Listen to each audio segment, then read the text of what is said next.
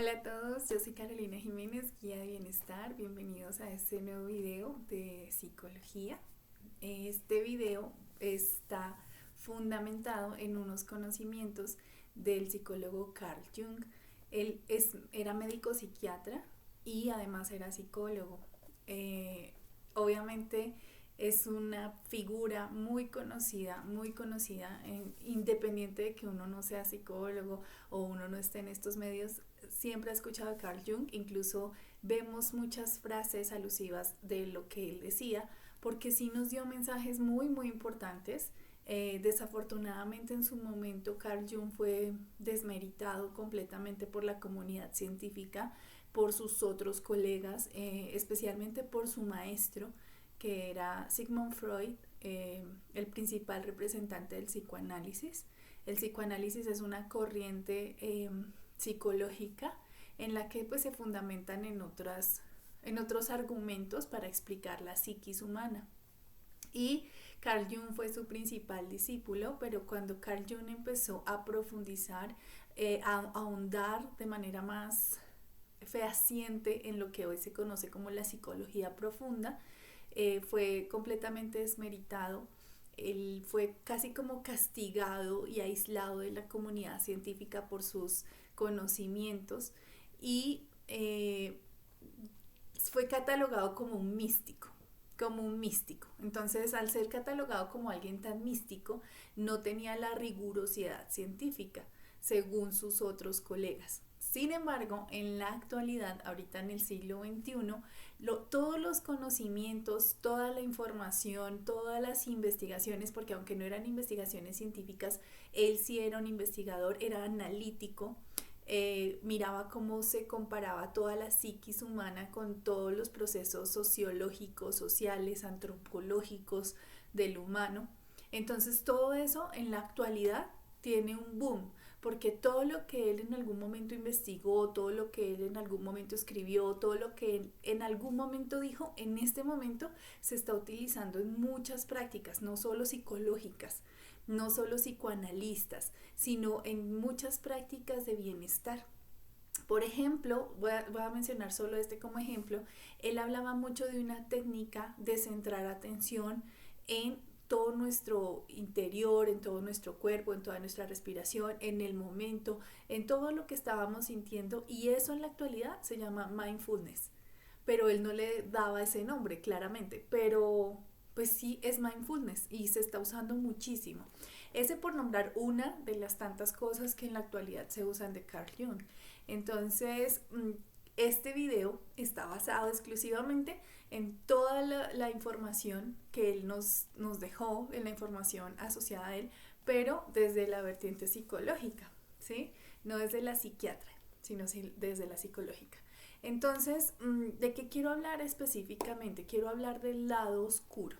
Del lado oscuro le llamaba Carl Jung a este inconsciente que todos tenemos, en donde estamos ocultando muchas cosas que nos permiten entender quiénes somos y cuáles son nuestras dificultades y por qué estamos teniendo esas dificultades. Yo como maestra de autoconocimiento siempre quiero guiar a las personas pues a que se conozcan a sí mismas, utilizando diferentes estrategias, diferentes métodos, diferentes visiones, diferentes caminos, porque somos individuos completamente diferentes, ¿sí? Es lo que llamamos conocernos a nosotros mismos, y Jung le llamaba el sí mismo. Ese es como nuestro ser, el sí mismo. Entonces, parte del autoconocimiento, esto es una cosa como que hay que enfrentar como en la realidad, es la parte oscura. Ya les voy a decir por qué se llama oscura, no es porque sea negativa, sino es porque está en oscuridad. Cuando está en oscuridad, digamos, entramos a una habitación que está con la luz apagada, no se ve nada. No se ve nada, está oscuro. Entonces no miramos, no alcanzamos a ver lo que hay, no sabemos qué hay, nos podemos chocar, nos podemos estrellar si entramos a esa habitación porque no sabemos qué hay. A eso se refiere con la parte oscura, es decir, no la vemos, no es fácil percibirla. ¿Y en dónde la tenemos? En el inconsciente. ¿Por qué? Porque está a oscuras, ¿sí? Entonces no la vemos. Entonces parte del autoconocimiento, la parte más fundamental, es darle luz a esa oscuridad, es decir, ver qué hay ahí. Porque ahorita nos venden mucho positivismo y que eres el mejor y que anímate, que todo el positivismo que ya es un poco chocante porque no está dentro de la realidad. Yo no puedo tener buenas relaciones con otros y conmigo y estar en paz conmigo mismo y estar en bienestar si solamente me fijo en todo lo que tengo luz y todo lo que tengo claridad y todo lo que tengo consciente de mí. Lo más importante para el autoconocimiento es hacer consciente lo inconsciente, ver la oscuridad. Entonces, por eso quise hacer este video de qué es esa oscuridad, qué es lo que tenemos que mirar para conocernos mejor. Porque yo sé cómo me veo físicamente, yo sé cuáles son mis potenciales, la gente me dice lo bueno que yo tengo, yo soy consciente de que hago esto, de que soy de esta manera, incluso lo feo, sé que lo feo mío es esto o lo que tengo que mejorar es esto, pero eso es consciente. Y necesitamos es revisar lo inconsciente, lo que está en la oscuridad, porque esa es la fundamentación de nuestro autoconocimiento, porque solo a través de ahí podemos hacer la mejora. ¿Sí? Entonces, si están listos y preparados para ver el lado oscuro de ustedes mismos, si ustedes de verdad quieren ahondar ahí, están dispuestos a chocarse, a estrellarse, a hacer una contemplación profunda, entonces el ideal es que miren estos 5 puntos de la oscuridad de acuerdo a Jung, que es el inconsciente de nuestro ser. ¿Sí? Entonces, si están listos para eso, pues tomen nota. Son 5 puntos sencillitos, son 5 puntos, bueno, no son sencillos, pero son 5 puntos rápidos que voy a tratar de pasar rápidamente, pero que les quede claro hacia dónde van. ¿Listo? Entonces, tengamos en cuenta que eso oscuro es todo lo que no reconocemos. Todo lo que no reconocemos, que no hemos sido capaces de ver. Impulsos, deseos, potencialidades, cualidades, creencias, hay muchas cosas. Entonces vamos a mirar cuáles son esas 5 fundamentales que tenemos que revisar desde la psicología profunda. ¿Sí? El primero de nuestros puntos inconscientes de oscuridad son los contenidos reprimidos. Todos los contenidos reprimidos que son lo que se cohíbe porque se considera que socialmente o moralmente no está bien. Entonces, como sabemos que eso no está bien, tenemos que cuidar nuestra autoimagen y entonces lo cohibimos, lo reservamos, no se lo mostramos a nadie porque eso está mal. Entonces, ¿cómo lo vemos en ejemplos sencillos? Ahorita hay muchos influencers que les digo, hacen eso de todo lo positivo y tengo que ser perfecto y entonces cohíben esas cosas. Entonces son de los que me paro a las 4 de la mañana, me leo 5 libros, hago 10 horas de ejercicio y tú no estás haciendo nada. O sea, están mostrando una imagen moral y social de que eso es lo correcto. Entonces, si yo no hago eso, entonces lo cohíbo y no lo muestro y lo dejo oculto porque dañaría mi autoimagen y yo digo, no, si yo sí hago cosas por mí o no muestro que no estoy haciendo esas cosas, ¿sí? Por ejemplo, es muy difícil ver que alguien acepte que hace pereza, que le gusta acostarse y no hacer nada, hacer pereza y mirar el celular o ver series o cualquier cosa. La gente no suele aceptar que dedica tiempo a eso. Y si lo acepta, después lo hace solamente con personas de confianza y lo hace bajo la culpa de me siento culpable porque no hice nada, ¿sí? Entonces es eso, no se hace consciente lo que socialmente, no se saca lo que socialmente está calificado como que es malo. Entonces yo reprimo todos los contenidos asociados a eso, lo reprimo. Es mejor no aceptar que yo hago esas cosas. Y por dar un ejemplo de la pereza, pero por ejemplo ocurre en cualquier otra cosa. Digamos, yo puedo ser una persona muy irritable, es decir, que me molesto con facilidad o me da enojo con facilidad, pero yo no lo demuestro. Entonces, si algo no me gusta y me enoja, voy a disimular y no voy a mostrar que estoy enojada, no voy a decir nada, no, reprimo ese contenido porque no quiero que socialmente o moralmente mi imagen se vea alterada o dañada por los calificativos externos. Entonces es como que de verdad dejamos de hacer muchas cosas que moralmente no es tan, digamos, no es un delito, no es algo grave, pero no lo mostramos porque lo retenemos en el inconsciente, en el lado oscuro, lo retenemos. Ojo, aquí yo no estoy hablando de delitos ni de cosas graves, sino de cosas personales que no queremos, de las cuales no queremos como afectar la imagen que los demás tienen sobre nosotros, ¿no? El segundo son los aspectos no desarrollados. ¿Qué son los aspectos no desarrollados?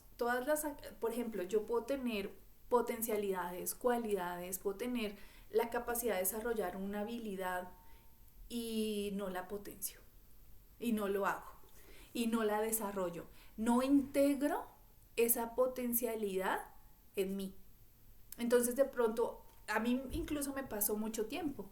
Toda la gente me decía, es que usted es muy buena para hablar, es que usted es muy buena para enseñar, es que usted es muy buena.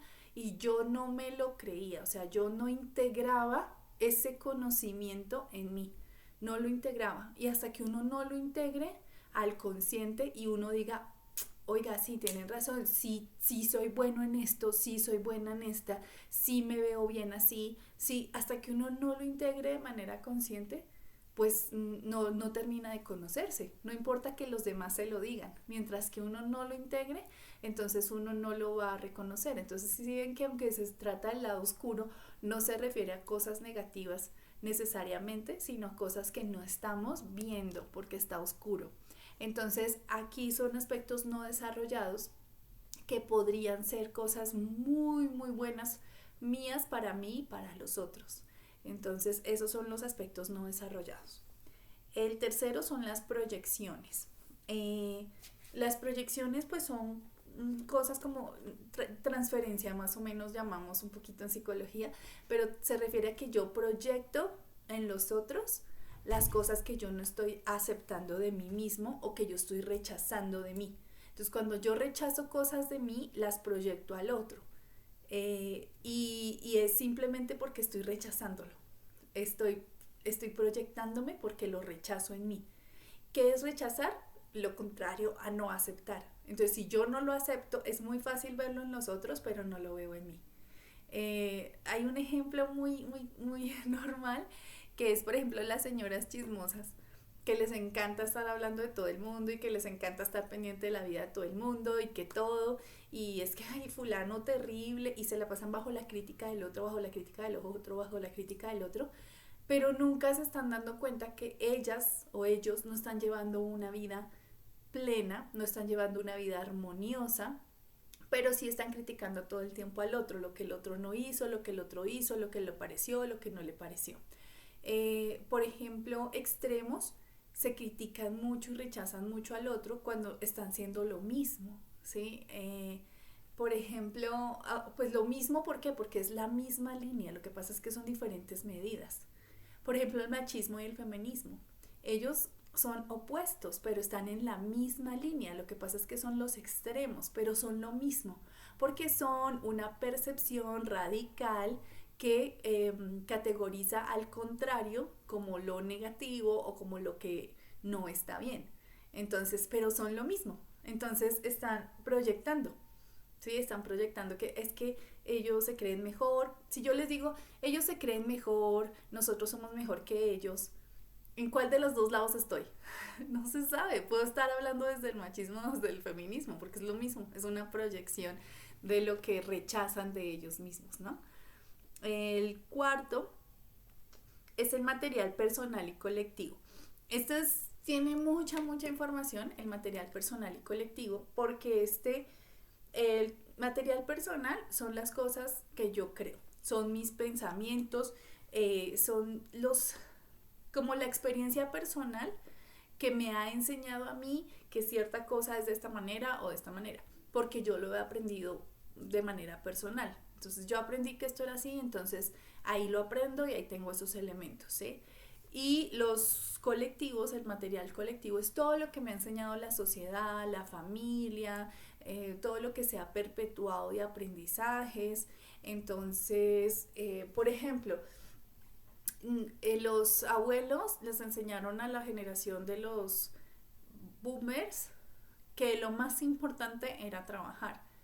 Entonces los boomers les enseñaron, les quisieron implantar esa idea a los millennials de que lo más importante es trabajar y que solo vas a tener éxito trabajando.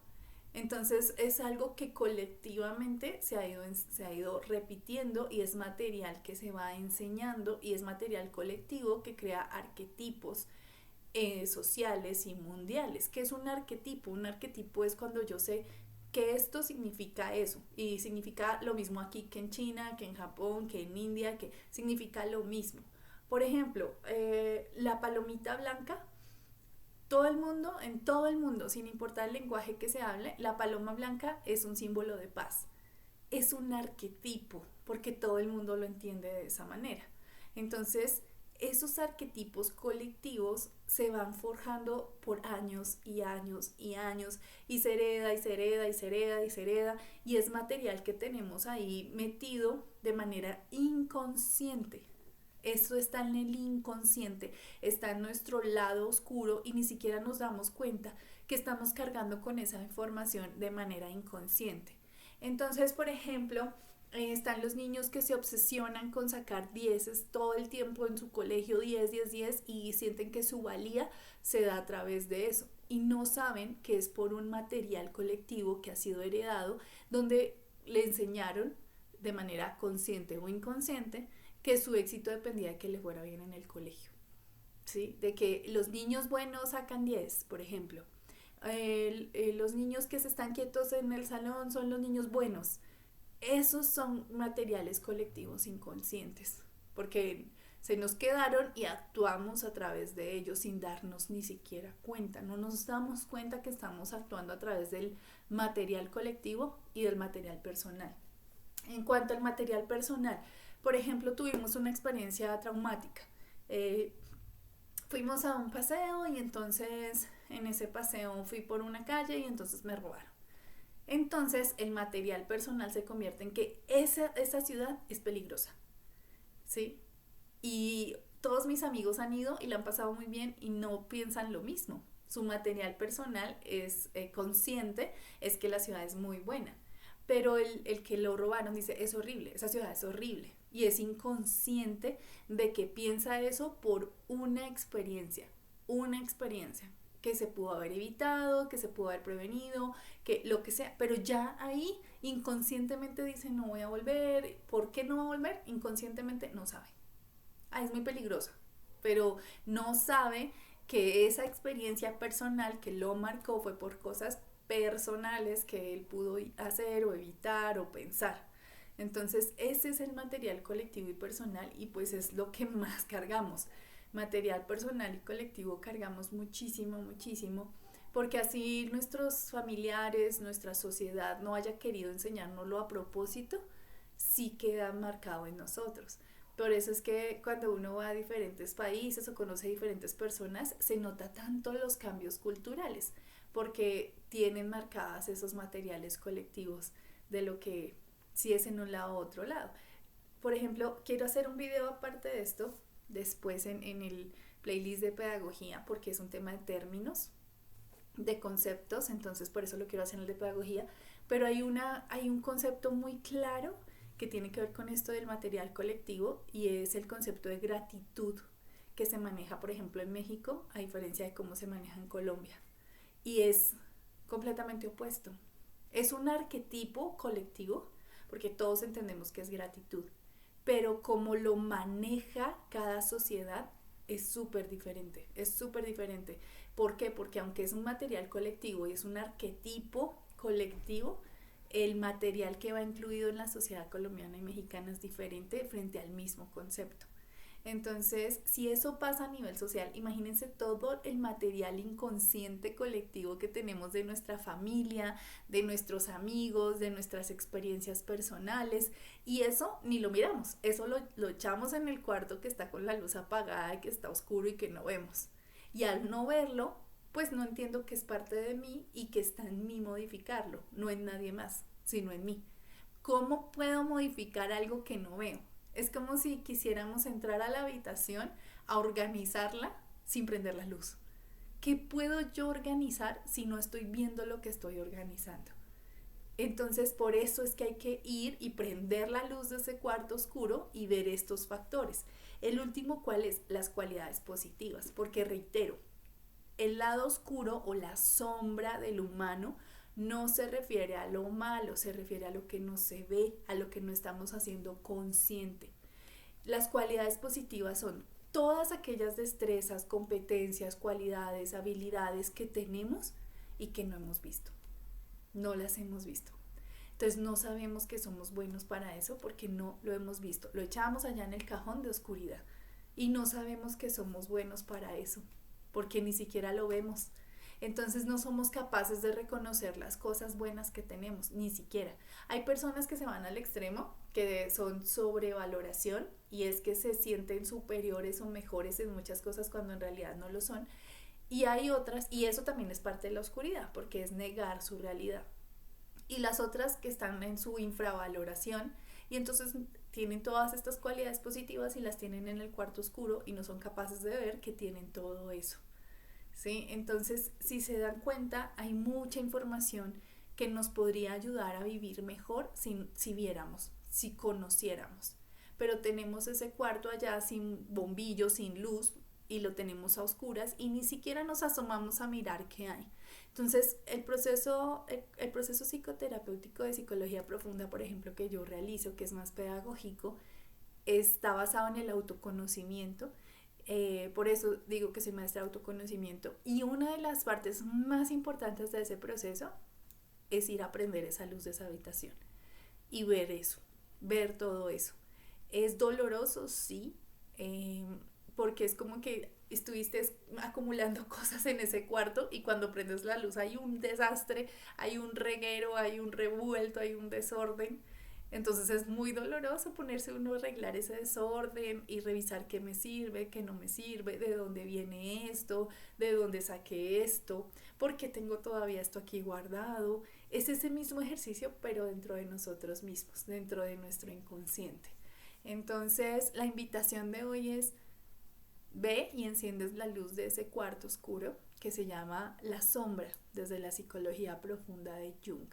Y no es un ejercicio sencillo, no es solamente escribir unos puntos y ya, sino es ahondar en la profundidad con plena conciencia de lo que hay ahí y estar dispuesto a aceptarlo y de abrazarlo, ¿sí? No rechazarlo, porque a través del rechazo no se logra nada, el rechazo de uno no se logra nada. Entonces la invitación es que vayan y enciendan la luz de la habitación en donde está toda su sombra, porque la parte más grande es nuestra sombra. Y hay una frase muy bonita de Jung que dice que mientras no hagas consciente lo inconsciente, te seguirá doliendo y tú lo llamarás destino. Seguirás repitiéndolo y lo llamarás destino. No recuerdo bien cómo es la frase, pero es algo así como que voy a seguir diciendo es que a mí me pasa porque sí. Y no nos damos cuenta que nos pasa por nuestra sombra, por lo que hay en esa oscuridad. Entonces te invito a que mires tu oscuridad y recuerda que la sabiduría y el poder están dentro de ti. Solamente necesitas escucharlos y actuar. Chao, chao.